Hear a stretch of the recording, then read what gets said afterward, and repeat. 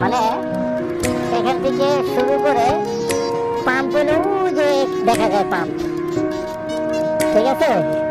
তেল কি নেওয়া সম্ভব? পাম্প কিন্তু এখনো আসে নাই, ওই যে পাম্প দেখা যায় 14 নম্বরের পাম্প। তো আমি বর্তমানে কয় নম্বর সিরিয়ালে আছে যদি ঘুরতে যাই তাহলে পাগল হয়ে যাবেন।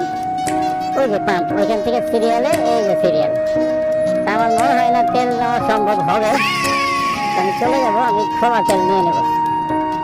প্যারা খেয়ে গেলাম বিশাল আকারে। সম্ভব ভাই নেওয়া? তেল কি নেওয়া সম্ভব? না আমি বাইক এখানে রেখে গেছি, আমি নেবো না, চলে যাবো। আমি চলে যাবো, নেবো না।